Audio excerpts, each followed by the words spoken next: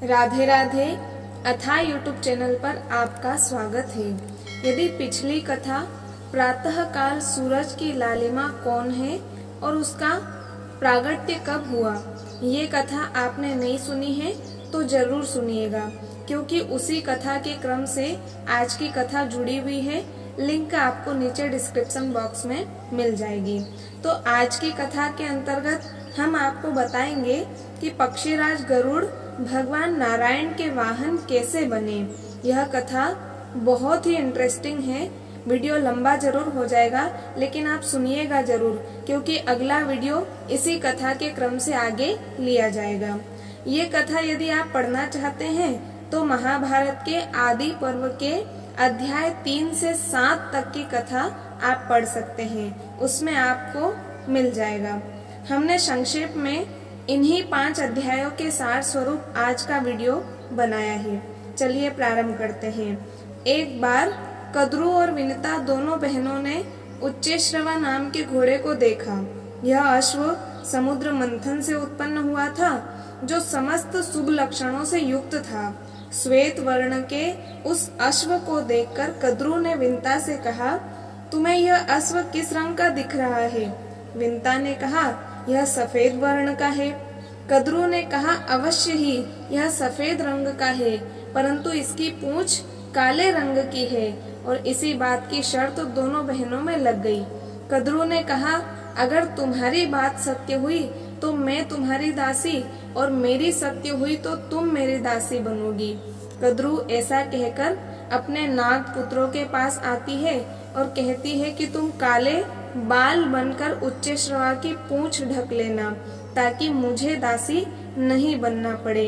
कल हम दोनों बहनें अपनी शर्त के अनुसार घोड़े को निकट से देखने के लिए जाएंगी। उसमें कुछ ही नाग गए बाल बनकर, बाकी नहीं गए। जो नहीं गए उन्हें कद्रू ने शाप दे दिया कि तुम जन्मेजय, जो परीक्षित के पुत्र हैं, उनके यहाँ सर्प यज्ञ होगा और उस सर्प यज्ञ में तुम्हें जला देंगे। वास्तविकता में यह विधाता की ही चाल थी, क्योंकि उन दिनों पराक्रमी और विषैले सर्प बहुत प्रबल हो गए थे, जो दूसरों को बड़ी पीड़ा पहुंचाते थे। अतः प्रजा हित की दृष्टि से यह उचित ही था कि कद्रू ने अपने ही पुत्रों को शाप दे दिया। ब्रह्मा जी ने भी कद्रू के इस कर्म की प्रशंसा करी।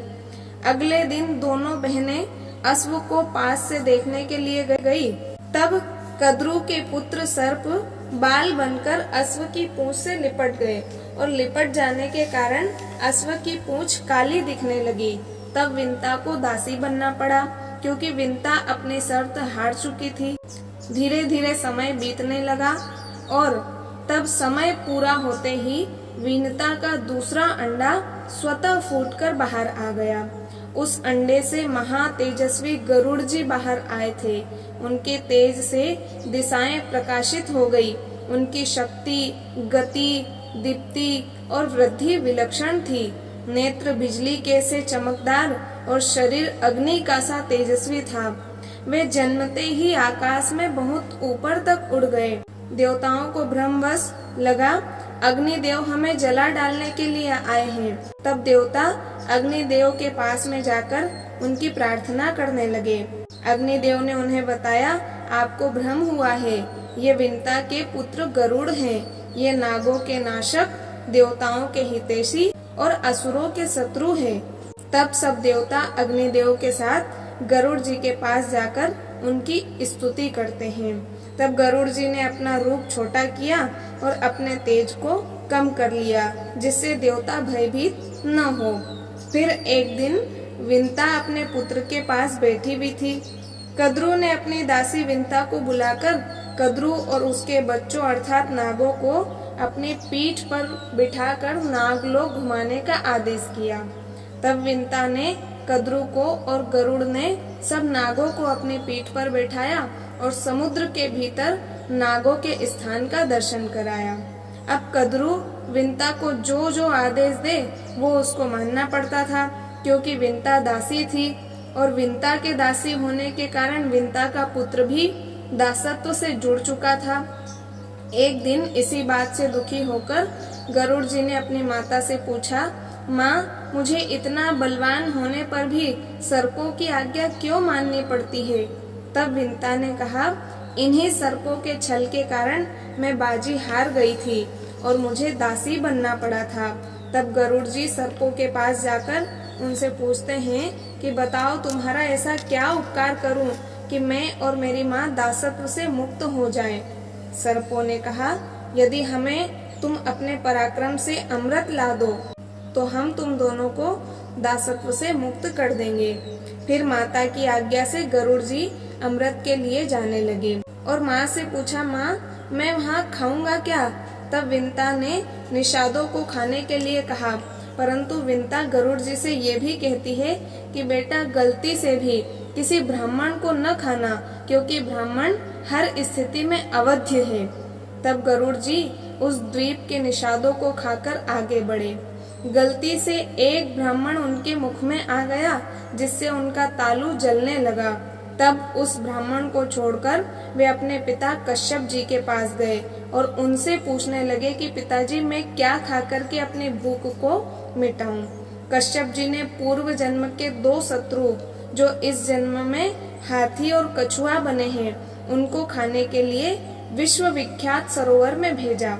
ये दोनों हाथी और कछुआ की योनि में भी एक दूसरे से उलझे रहते हैं, तो इनकी योनि से इनको मुक्त करने के लिए कश्यप जी ने इन्हें खाने के लिए गरुड़ जी को आज्ञा दी। तब कश्यप जी की आज्ञा से गरुड़ जी गए और एक नख से हाथी को और दूसरे नख से कछुए को पकड़कर आकाश में ऊंचे उड़ने लगे और 100 योजन लंबी वटवृक्ष की शाखा पर बैठे। बैठते ही वह शाखा टूट गई। गरुड़ जी ने उस शाखा को अपनी चोंच से पकड़ लिया, क्योंकि उस शाखा पर उल्टे लटककर तपस्वी तप कर रहे थे। कहीं वह गिरकर मर न जाए, इसलिए गरुड़ जी वृक्ष की शाखा को चोंच में दबाए, हाथी और कछुए को पंजे में दबाए आकाश में उड़ते ही रहे, क्योंकि इतने विशाल शरीर को कहीं भी बैठने का स्थान न मिला। नीचे बैठ नहीं सकते थे, क्योंकि ऋषि लटक रहे थे चोंच में, उनकी तपस्या में बाधा न आए, इसलिए उड़ते उड़ते गंधमादन पर्वत पर पहुँचे। कश्यप जी ने पुत्र की ऐसी स्थिति देखकर उन वाल्खिल्य ऋषियों से शाखा छोड़कर अन्यत्र जाकर तप करने की प्रार्थना करी। तब ऋषियों ने गरुड़ जी के प्रजा हित के भाव को जानकर शाखा को छोड़कर हिमालय जाने का निश्चय किया। तब गरुड़ जी ने शाखा छोड़ दी और पर्वत की चोटी पर बैठकर हाथी और कछुए को खाया। तब वहीं से ऊपर उड़े स्वर्ग की ओर। उनके आते ही स्वर्ग में उत्पात होने लगे। तब देव गुरु बृहस्पति जी ने इंद्र को बताया कि विंता नंदन गरुड़ अमृत ले जाने के लिए आए हैं, इसलिए ये उत्पात हो रहे हैं यहाँ पर। देव गुरु की बात सुनकर इंद्र ने अमृत की रक्षा करने वालों को सावधान होने को कहा। तब इंद्र सहित सब देवता अमृत को घेरकर खड़े हो गए अमृत की रक्षा करने के लिए। गरुड़ जी ने अपने पंखों और चोंच से प्रहार किया तो देवता डरकर स्वयं ही तितर बितर हो गए। तब गरुड़ जी ने देखा अमृत के चारों तरफ आग की लपटें हैं। उन्होंने अपनी चोंच में बहुत सी नदियों का पानी भरा और आग पर उड़ेल दिया।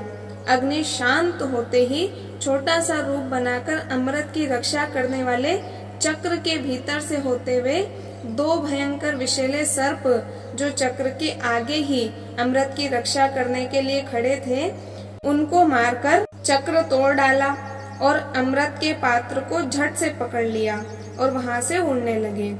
उन्होंने स्वयं अमृत नहीं पिया, बस अमृत को लेकर आकाश में उड़कर सर्पों के पास जाने लगे। अमृत को स्वयं पीने का लोभ नहीं रखा। तब उन्हें विष्णु भगवान ने दर्शन देकर वर मांगने को कहा। तब गरुड़ जी ने 2 वर मांगे। पहला कि मैं आपकी ध्वजा में सदा रहूं, दूसरा अमृत पिए बिना ही मैं अमर हो जाऊं।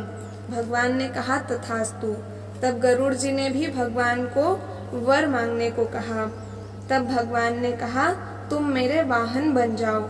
गरुड़ ने कहा ऐसा ही होगा, और ऐसा कहकर भगवान की अनुमति से अमृत को लेकर आगे की यात्रा गरुड़ जी ने फिर करी। बंधुओं, हमारा आज का विषय यही था कि गरुड़ भगवान के वाहन कैसे बने। तो तो यह कथा हमने आपको सुना दी।